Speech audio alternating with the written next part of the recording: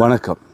இந்த வீடியோவில் யாழ்ப்பாணத்தில் குறிப்பாக இங்கே யாழ்ப்பாணத்தில் வாழ்கின்றவர்கள் அப்படின்றதை தாண்டி புலம்பெயர் தேசத்திலிருந்து வந்தவர்களாக இருந்தாலும் சரி, யாழ்ப்பாணம் இருப்பவர்களாக இருந்தாலும் சரி, எல்லாருமே ஏமாற்றப்படுகின்ற ஒரு விஷயமாக பார்க்கப்படுகிற விஷயம், நாம் பார்த்த விஷயம் இந்த உணவகங்கள் அப்படின்ற விஷயம் பார்த்திங்கன்னா பெரிய ஒரு ஏமாத்து வேலை அல்லது ஒரு சுத்துமாத்து வேலை அப்படின்னு சொல்லலாம்.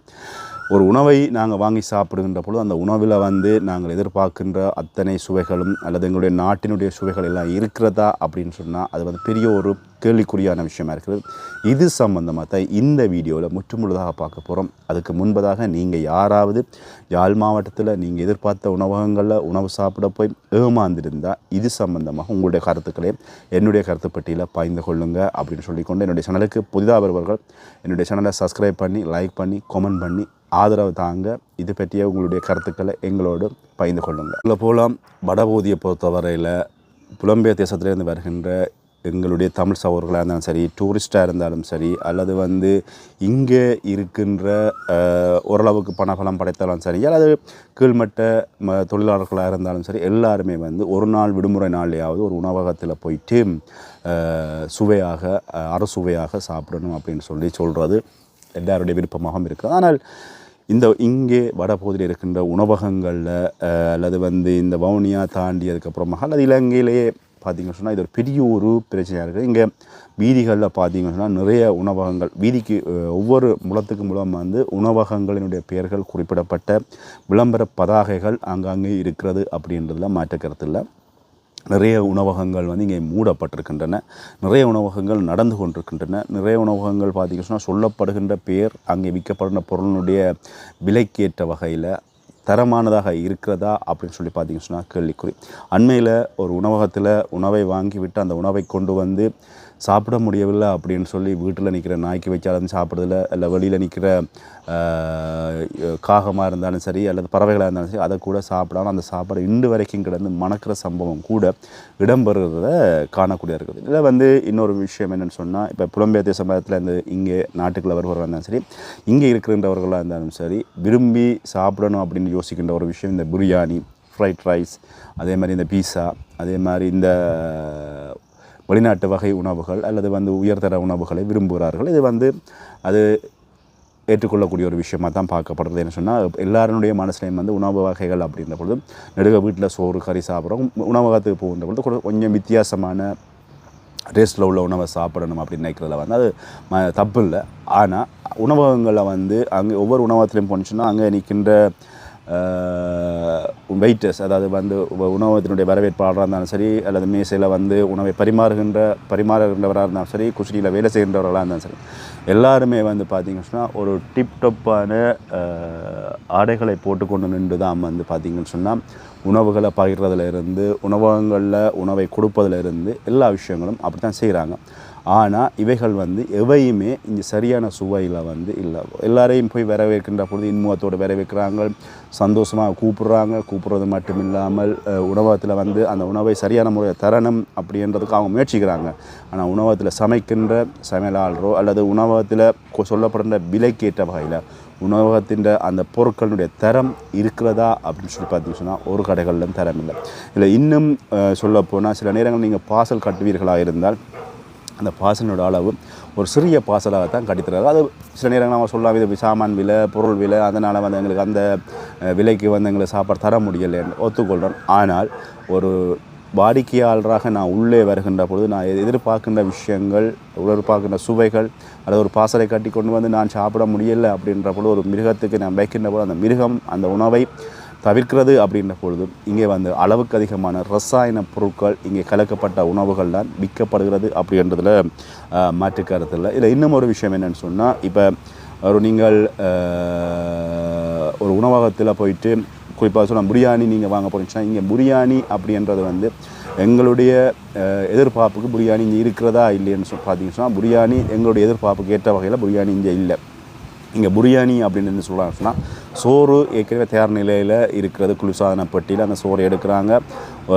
சட்டியில் வெங்காயம் கொஞ்சம் இஞ்சி பேஸ்ட்டையும் போட்டுட்டு அதுக்குள்ளே ஒரு கொஞ்சம் தக்காளி பேஸ்ட்டையும் போட்டுட்டு அதுக்கு பார்த்திங்கன்னா கொஞ்சம் மிளகாய் பவுடரையும் போட்டு அதை சட்டியில் விராண்டி போட்டு அதுக்கப்புறமா சோத்தை அதுக்குள்ளே போட்டு கலந்து அதை வந்து பிரியாணி என்கின்ற பேரில் வந்து கொடுக்குறாங்க. இல்லை நீங்கள் ஒரு ஃப்ரைட் ரைஸ் நீங்கள் வேண்டி சாப்பிட போடுறீங்க அப்படின்னு சொல்லி ஆசைப்படுறீங்கன்னு சொன்னால் ஒரு ஃப்ரைட் ரைஸுக்கு வந்து கோழியும் இல்லை முட்டையும் இல்லை ஒன்றும் இல்லை, அதுக்குள்ளே வந்து பார்த்தீங்கன்னா எல்லாமே கோழியினுடைய செட்டையினுடைய எலும்புகள் தான் இருக்கிறத வந்து காணக்கூடியதாக இருக்குது. இந்த விஷயந்தான் இப்படியே இருக்குதுன்னு சொன்னால் சில உணவகங்களில் வேலை செய்கின்றவர்கள் அல்ல தொழிலாளர்கள், அதாவது ஒரு குறைந்த விலைக்கு உணவு வாங்குவார்கள் சொல்கின்ற விஷயம், ஒரு மீனுக்குள்ளே வந்து பார்த்திங்கன்னா மீனுக்குள்ளே புழு இருக்கதா சொல்லப்படுது, சாப்பாடுக்குள்ளே உணவுக்குள்ளே வந்து புழு இருப்பதாக சொல்லப்படுது. இன்று காலையில் கூட ஒரு உணவில் வந்து பார்த்து ஒரு ஒரு சௌரர் பாய்ந்தனர் சாப்பாடு பாசலுக்குள்ளே வந்து வேண்டின சாப்பாடுக்குள்ளே வந்து புழு இருந்ததாக சொல்லப்படுறது. அந்த வகையில் வந்து பார்த்தீங்கன்னா இதை கவனிக்காமல் இந்த இடத்துல இருந்து பணியாற்றுகின்ற சுகாதார சபையினர் அல்லது சுகாதார பரிசோதகர்கள் கூட இவற்றை சரியான முறையில் கவனிக்கவில்லை அப்படின்ற விஷயம் இங்கே வந்து ஒரு கவலைக்குரிய ஒரு விஷயமாக இருக்கிறது. ஒரு உணவகத்தினுடைய பெயர், அதுக்கேற்ற வகையில் அது தராதரம் அல்லது வந்து அதுக்கறிய அந்த உற்பத்தி திறன் அல்லது வந்து அங்கே குசினிகளை வேலை செய்கின்ற பொழுது அதனுடைய சுவை எல்லாமே வந்து இங்கே இல்லாமல் ஏதோ ஒரு கடமைக்காக உணவகங்கள் நடத்தப்படுகின்றன. வரவேற்பாளர்கள் அவர்களை பொறுத்தவரையில் வரவேற்கின்ற விஷயம், கவனிக்கின்ற விஷயங்களை தப்பு சொல்வதற்காக இல்லை. அதே மாதிரி இந்த யூஸ் ஐட்டங்கள் எல்லாமே வந்து செய்கிறாங்க. குறிப்பிட்ட உணவகங்களில் சொல்லப்படுற யூஸ் ஐட்டங்கள் பார்த்திங்கன்னா வெளியில் வந்து பெரிய ஒரு விளம்பர பலகைகளை போட்டிருப்பாங்க. ஆனால் உள்ளே போனீங்க சொன்னால் அங்கே ஒன்றும் இல்லை, டீயும் வடையும் மட்டும்தான் சொல்லுவாங்க. ஒரு காலத்தில் பெயர் பெற்ற பெரிய பெரிய ஐஸ்கிரீம் நிறுவனங்கள் அப்படின்னு சொல்லுகின்ற யாழ் நகரத்தை பிரதிநிதித்துவப்படுகின்ற ஐஸ்கிரீம் கடைகளில் கூட இப்போ நீங்கள் போனீங்க சொன்னால் ரோலும் ஸ்பெஷலும் டீயும் தான் பிளேனியும் தான் இருக்குது, இந்த நாளும் தான் இருக்குன்னு சொல்கிறாங்க.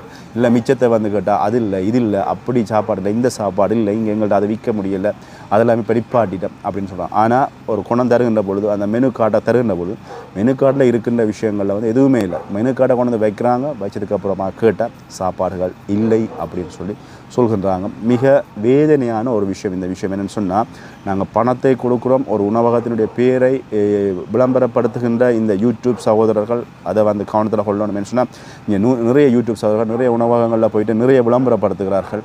அந்த விளம்பரங்களை நம்பித்தான் புலம்பெயர் தேசத்திலிருந்து வருபவர்களும் சரி இங்கே இருப்பவர்களும் சரி உணவகத்தை நாடி போகிறாங்க. ஒன்றில் அவர்களுக்கு சமைத்து கொடுக்கின்ற உணவு சுவையான அரசுவையான உணவாக இருக்கலாம்னு சொன்னால் யூடியூப்காரங்க பிள்ளையாக போட்டாங்கன்னு சொன்னால் சனம் வராதுன்னு சொல்லி, ஆனால் அந்த யூடியூப்காரனுடைய வீடியோவை நம்பி போகின்ற ஒரு வாடிக்கையாளனுக்கு வந்து சரியான பூரண திருப்தி அந்த உணவில் இல்லை அப்படின்றதும் இங்கே வேதனையான விஷயமாக பார்க்கப்படுது. குறிப்பாக நீங்கள் உணவகத்தில் உணவு சாப்பிடுவது அப்படின்றது இப்போ ஒரு நாகரிகமாக வந்தாலும், அதாவது மேற்கத்திய உணவுகளை சாப்பிடுவதற்கான ஒரு நாகரிகமாக எல்லோரும் வந்தாலும், ஆனால் இது வந்து இப்போ யாழ்ப்பாணத்தில் வந்து இது பெரிய ஒரு உணவு மாவியா, வைத்திய மாவியா இருந்த மாதிரி இது ஒரு உணவு மாவியாவாக தொடங்கப்படுறது. எல்லாருமே உணவகங்கள் தொடங்குறாங்க. உணவகங்கள் பெரிய கடைகள் திறக்கிறத விட வீடுகளில் இருந்து அதை தொழிலாக செய்கின்றவர்களும் நிறைய பேர் இருக்கிறாங்க, கஷ்டப்பட செய்யறாங்க. ஆனால் உணவகத்தில் நீங்கள் வாங்குகின்ற உணவுகளை விட இந்த வீடுகளில் செய்து விற்கிறவர்களுடைய உணவு தரம் சுவை எல்லாமே இருக்கிறது. உழைப்பில் இருந்து நீங்கள் எதிர்பார்க்குற எல்லாமே இருக்குது. விலை குறைவாக இருக்கிறது, விலை கம்மியாக இருக்குது, வீட்டுக்கு கொண்டு வந்து தாராங்க. அதனால் அவங்களுடைய சேவை ஓரளவுக்கு தரமாக இருக்கிறது அப்படின்னு சொல்லலாம். ஆனால் பெரிய பெரிய உணவகங்கள், பெரிய பெரிய நிறுவனங்கள் அப்படின்னு சொல்கின்ற உணவகங்களில் நீங்கள் உணவை வாங்கி சாப்பிட்டீங்கன்னு சொன்னால் அடுத்த நாள் வயிற்றுப்போக்கு வருத்தம் வருவதற்கான வாய்ப்புகள் அளவுக்கு அதிகமாக இருக்கிறது. நிறைய பேர் சொல்கின்ற விஷயம் என்ன சொன்னால், நிறைய உணவகங்களுடைய பேரை சொல்லி இந்த உணவகத்தில் போனேன் வேண்டினேன் சாப்பிட்டேன், அடுத்த நாள் வந்து தனக்கு வயிற்றுப்போக்கு தொடர்ச்சியாக இருக்கிறது, நிற்கிது இல்லை, அதை விட வயிறு எரிகிறது, மிளகாய் கூடவாக இருக்கிறது, என்ன மிளகு கூட போட்டுக்கிறாங்க, உரைப்பு கூடவாக இருக்கிறது, சாப்பிடுகின்ற பொழுது அவங்க அஜினாமோல்ட்டோ போட்டிருந்தாங்களோ அல்லது வேறு பதார்த்தங்கள் போட்டாங்க தெரியும், அதனுடைய டேஸ்ட்டில் வந்து நாங்கள் சாப்பிட்றோம். ஆனால் அதுக்கப்புறமாக எங்களால் அதில் வருகின்ற உபாதைகளை தாங்க முடியலை அப்படின்ற ஒரு விஷயம் வந்து இங்கே நிறைய பேர் சொல்கின்ற விஷயங்களை காணக்கூடிய இருக்கிறது. யாழ்ப்பாணத்தை பொறுத்தவரையில் இன்னமும் யாரெல்லாம் குறை கூறிக்கொண்டு இருந்தாலும் நல்லூர் பிரதேசத்தில் பிரதித்துவப்படுத்துகின்ற ஒரே ஒரு உணவகத்தை தவிர அதில் மட்டும்தான் மக்களினுடைய அளவுக்கு அதிகமாக இருக்கிறது. அது வெளிநாட்டவர்களாக இருந்தாலும் சரி உள்நாட்டவர்கள் இருந்தாலும் சரி, இவ்வளோ பேர் அந்த நிறுவனத்துக்கு மீது அவதூறு பரப்பினாலும் அந்த நிறுவனத்தில் இன்னமும் மக்கள் அளவுக்கு அதிகமாக செரிமானத்தோடு அல்லது நிறைய மக்கள் இன்னும் வாடிக்கையாளர்கள் அங்கே நிரம்பி வழிகிறத காணக்கூடிய இருக்குது. மற்ற எல்லா கடைகளிலும் சனம் இல்லாமல் வெறிச்சோடி போயிருக்கிறது. இதில் வெறிச்சோடி போயிருக்கிறது. இதில் இன்னும் குறிப்பாக சொல்லணும் என்னென்னு சொன்னால், இந்த உணவகங்கள் யாழ் நகரத்து பகுதியில் இல்லை வடபகுதியில் இருக்கின்ற உணவகங்கள், இந்த ஏனையின் ரோட்டிலாம் நிறைய உணவகங்கள் இருக்கிறது. இந்த உணவகங்களினுடைய முதலாளிகள் யார் அப்படின்னு சொல்லி நீங்கள் பார்த்தீங்கன்னு சொன்னால், புலம்பெயர் தேசத்தில் வாழ்கின்ற யாராவது ஒரு தமிழர் அதனுடைய முதலாளியாக இருக்கிறது வந்து இங்கே காணக்கூடிய இருக்கிறது. நிறைய பேர் ஒழுங்கான வேலைக்காரர் இல்லை, குசினியில் வந்து வேலை செய்ய சரியான கிச்சன் வேலைக்காரன், அதாவது சமையலாளர் இல்லை. காரணம் என்னன்னு சொன்னால் புலம்பெயர் தேசத்தில் இருந்து அவர்களுக்கு இங்கே பணம் கொட்டும் அப்படின்னு சொல்லி கடையை திறந்து விட்டுட்டு வியாபாரம் இல்லாத இடத்துல அந்த பணம் அந்த கடைகள் வந்து வியாபாரம் இல்லை என்ற பொழுது அங்கே வேலை செய்யக்கூடாது சரியான ஊதியம் கொடுக்காத பொழுது அடிக்கடி அந்த கடையினுடைய சமையல்காரர்களும் வந்து மாறிக்கொண்டிருக்கிறார்கள் அப்படின்ற விஷயம் வந்து இங்கே பேசப்படுகின்ற ஒரு விஷயமாக இருக்கிறது. ஆக மொத்தத்தில் வடபகுதியை பொறுத்தவரை நீங்கள் புலம்பெயர் தேசத்திலேருந்து இங்கே யாராவது சாப்பிட போகிறோம் அப்படின்னு சொல்லி வருகிறீங்கன்னு சொன்னால் சரியான வகையில் ஒரு சில உணவகங்களை தெரிவு செய்யுங்க, அல்லது நீங்கள் வீட்டில் செய்யுங்க, வீட்டில் செஞ்சு சாப்பிடுங்க, அல்லது உங்களுடைய கிராமப்புறங்கள் யாராவது சமைச்சு கொடுக்கணும்னு சொன்னால் அவங்களுடைய அறுசுவைகளோடு சாப்பிடுங்க. அதை விடுத்து இந்த யூடியூப்காரங்கள் அல்லது சமூக வலைத்தளங்கள் வருகின்ற வீடியோக்களை நம்பி நீங்கள் யாழ்ப்பாணத்தில் அறுசுவையோடு எல்லா வகையான டேஸ்ட்டோடும் உணவு சாப்பிட்ருவேன் அப்படின்னு சொல்லி நம்பி வந்தீங்கன்னு சொன்னால் அது நீங்கள் ஏமாறுகின்ற ஒரு விஷயமா இருக்கிறது. அப்படின்றத இந்த வீடியோ சொல்கிறேன். இதே மாதிரி இந்த உணவு வகை தானா அப்படின்னு சொல்லி பார்த்தீங்கன்னா நிறைய வகைகளில் நிறைய இடங்களில் வந்து சொல்லப்படுகின்ற சமூக வலைத்தளங்களில் வருகின்ற விளம்பரங்கள் போலியான விளம்பரங்கள் இருக்குது. அந்த குறிப்பிட்ட நிறுவனங்களுக்கு போனீங்கன்னு சொன்னால் அங்கே வந்து அந்த விளம்பரத்தில் சொல்லப்பட்ட எந்த ஒரு விஷயமும் நடக்காத மாதிரி தான் அங்கே நடப்பார்கள் அப்படின்றதுக்கு நல்ல விஷயங்கள் இருக்குது. ஒரு சின்ன உதாரணம் சொல்கிறோம். அண்மையில் ஒரு சமூக ஊடகத்தில் வந்து வந்தது, அந்த கடையில் வந்து இவ்வளோ விலைக்கழிவு, இந்த கடையில் வந்து இவ்வளோ விலைக்கழிவு, அதில் வந்து இவ்வளோ விலைக்கழிவு அப்படின்னு சொன்னபோது எனக்கு ஒரு சில பொருட்கள் தேவையாக இருந்துச்சு. குறிப்பிட்ட கடைகளை நாடி நான் வந்து அந்த விலைக்கழிவை தேடி போகின்ற பொழுது அவர் சொல்கின்ற விஷயம், அந்த வீடியோ பதிவேற்றியது அது அன்றைக்கு, அதிலிருந்து 2 நாள் தான் கொடுத்துனாங்க, நீங்கள் இப்போ வீடியோ பார்த்துட்டு வந்தீங்கன்னு சொன்னால் அதெல்லாம் தரமாட்டோம். இப்படியான ஏமாற்று வேலைகளும் நிறைய நடக்கிறது.